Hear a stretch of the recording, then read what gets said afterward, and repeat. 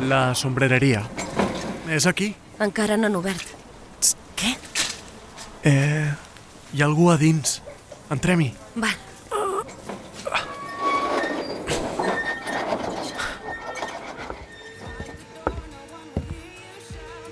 Almenys té bon gust musical. Hola.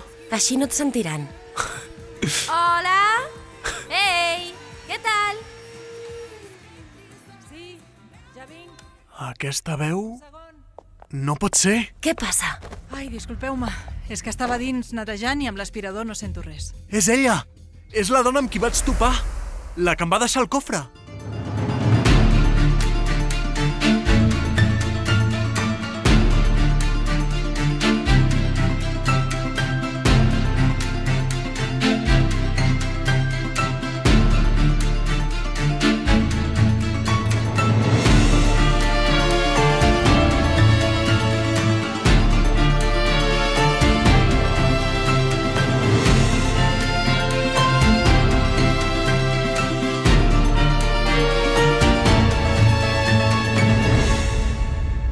Greal, el secret de les 8 claus.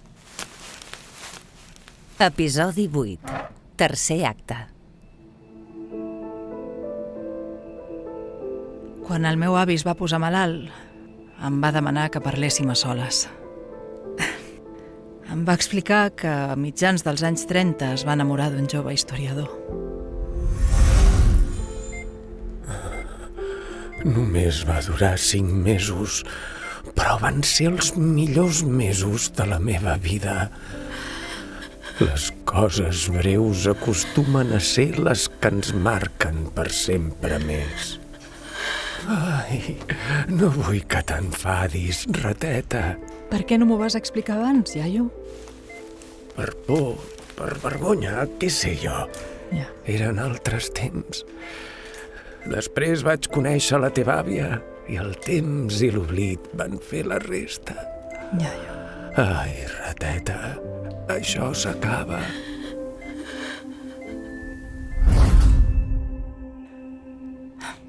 És dur viure amb la sensació que ets el resultat d'una mentida. Ja. Tot i que és pitjor saber que el meu avi va viure durant tota la seva vida sense ser qui realment era. Sí, crec que sé de què em parles. El jove... Com es deia? Otto. Otto Ran. Què has dit? Otto Ran. Això és? Però Les inicials que vam trobar a Aigüestortes. Laia, vas fer-ne fotos, oi? aquí ho tinc. Els meus amics O.R Otto Ran. i A.F. Antoni Font. Sí, El meu avi. l'alemany del qual ens van parlar a Poblet i el seu acompanyant. L'Otto Ran era un historiador a sou dels nazis. Va ajudar Himmler en la seva recerca particular del Grial. D'aquí ve que els nazis visitessin el monestir de Montserrat buscant la relíquia. Que, com tothom sap, no van trobar. Això vol dir que el meu avi... Que el mateix Otto va estar anys buscant el Grial per Catalunya abans que els nazis i que el teu avi Antoni ho sabia. Ara entenc moltes coses. Què vols dir? Aquell dia, abans de morir, el meu avi em va donar una carta. La podem llegir? Sí, esclar. Sempre la tinc ben a prop. A veure... 10 de gener de 1939. Estimat Antoni, sé que en escriure trenco el pacte de silenci que vam fer fa més de 7 anys en acomiadar-nos a Can Franc. Des d'aleshores no m'he oblidat de tu, malgrat que no em perdonessis mai que marxés. Quina altra cosa podia fer? El mateix Himmler em reclamava. Després de publicar Croada contra el Grial, em van oferir crear una societat dedicada a la recerca de la relíquia. Vaig dedicar la meva vida a l'estudi de la cultura occitana. Volia fer un món millor. Vaig ser un il·lús. No ha passat un sol dia que no m'hagi sentit culpable per haver posat a les mans equivocades tot el que havia estudiat. Els mesos passaven, la investigació no va obtenir els resultats esperats i vaig deixar de ser útil per al partit. Vaig acabar de guàrdia en un camp de treball a Dachau per, segons em van dir, escarmentar-me. Només hi ha una paraula per definir el que vaig veure allà. El mal, fam, pallisses, mort. Un dia en aquell lloc era com passejar per l'infern. Allà, els homes com nosaltres són tractats pitjor que les rates. Vaig estar a punt de tornar-me boig, sabent que, d'alguna manera, jo també formava part d'aquella bogeria. En tornar, vaig comunicar a Himmler la meva voluntat de deixar el partit i, tot i que ho va acceptar, no és tan fàcil deixar enrere l'esvàstica. En els darrers mesos m'ha arribat el rumor que saben que no he estimat mai cap dona, així com l'origen jueu de la meva família. Quin horror. El mateix vaig pensar la primera vegada que la vaig llegir. Gener de 1939. Tan sols 2 mesos abans de morir. No se'n va trobar mai el cos. Continua llegint, Pep. Vaig poder fugir d'Alemanya. I des d'aleshores visc amb un amic. Un amic i la seva dona en un petit poble d'Àustria. Et sorprendria com s'assembla als llocs que vam visitar plegats. De vegades tanco els ulls i m'imagino que torno a aquells dies amb tu, a Catalunya. Una vegada lluny de Himmler, vaig continuar amb la meva investigació sobre el Grial i, quan estava a punt d'abandonar, vaig trobar la solució. La llegenda és certa, Antoni. L'he trobat. No queda gaire temps fins que em trobin. Per això vull deixar-te allò que he cercat durant tant de temps. Només una persona pura de cor mereix veure de la veritat. Sento no ser més precís, però el mal té molts ulls i no puc permetre que... Si troben aquesta carta, arribin fàcilment al Grial. Això és com estar en un gran trencaclosques, que només tu pots completar. La primera peça la marca el lloc on ens van conèixer. Gràcies per haver-me fet la persona més feliç del món. Sempre teu, Otto. Mare meva. Que fort. Dies després, el meu avi va rebre un paquet al Museu d'Arqueologia, on treballava i on va conèixer l'Otto. El paquet, sense remitent, contenia un cofre i algunes fotos antigues. No el va intentar buscar? No. Va amagar el paquet fins al dia que m'ho va explicar tot. Aquestes són les fotos. A veure... Són imatges dels llocs on hem estat. Un petó a Sant Climent de Taüll, l'orgue de la Seu d'Urgell, la tomba de Martí I l'Humà. T'has fixat que sempre estan sols? És com si s'amaguessin. I en canvi, no he vist mai el meu avi tan feliç com en aquestes fotos. Dolors, per què em vas donar el cofre? No sé, va ser estrany. Però quan vaig xocar amb tu, vaig tenir una mena de connexió. Alguna cosa em va dir que havia de deixar-te-la tu. L'heu portat? No. No. Els que et perseguien ens l'han pres. Vaig cometre l'error de pujar una foto d'aquell cofre en un fòrum d'internet buscant respostes. Aquella dona em va assegurar que podia ajudar-me. Ja. Però només veure'ls vaig saber que no tenien bones intencions. També es van emportar totes les claus. Claus? Són pel cofre. N'hem trobat diverses com aquesta. Però si vosaltres heu arribat fins a mi, vol dir que potser ells... No t'amoïnis. No tenen la pista de l'Otto que ens va portar aquí. A més de la clau a Cadaqués vam trobar aquesta capsa de mistos. Mare meva! Això és de quan van inaugurar el local? Dolors, aquesta capseta vol dir que la peça següent és aquí? Això és impossible. Fa més de 20 anys que sóc en aquest bar. I abans? Era una barreteria, no? Queda res d'aquella època? Les poques coses que queden són a baix, al magatzem.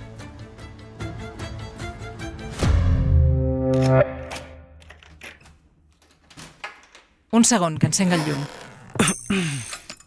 Aquesta prestatgeria amb barrets és tot el que hi ha. Val. A veure, anem a mirar. 10 barrets. Tots de dona. Hi ha alguna cosa que se'ns escapa. Pep, potser és que la pista simplement no hi és. Fa molt de temps de tot això. Anem-nos-en, Pep. Deixa-ho ja. D'acord. Marxem.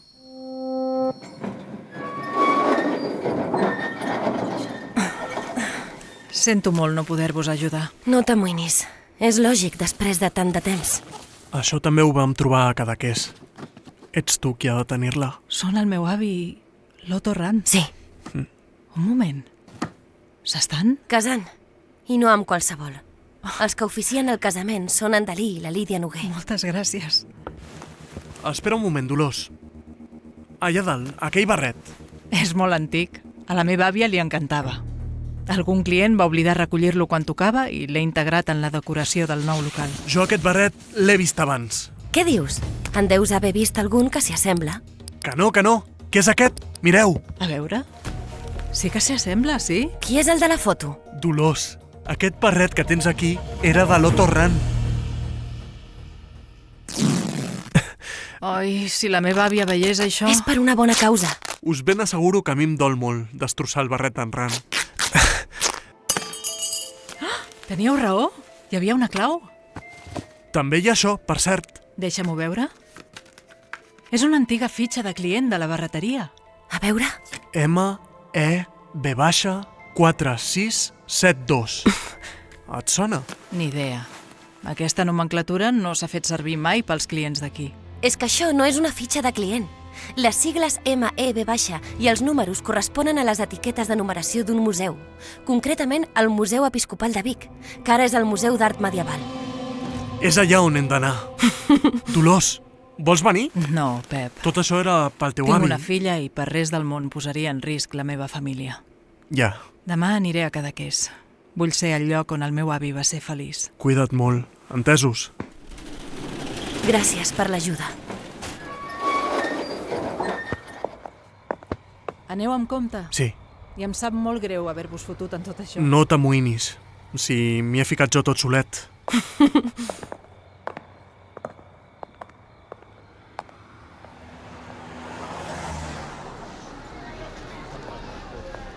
Un crac, l'Otto Ran.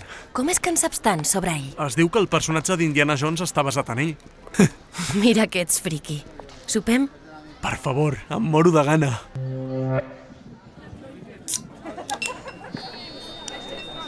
I ara sí, amb tots vosaltres, Arturo González Campos. Gràcies, moltes gràcies. Ens anirà bé riure una mica. Quan va ser la darrera vegada que vam poder aturar-nos a recobrar l'Alè? No hem parat des de casa teva, a Montblanc. Avui ja haurem de compartir habitació. Ja. Agafar-ne dues era un No dineral. tothom sembla que estigui bé.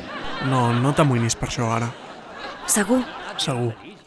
Però d'altres se'ls hi ha quedat Laia. la cara Sí? mústia.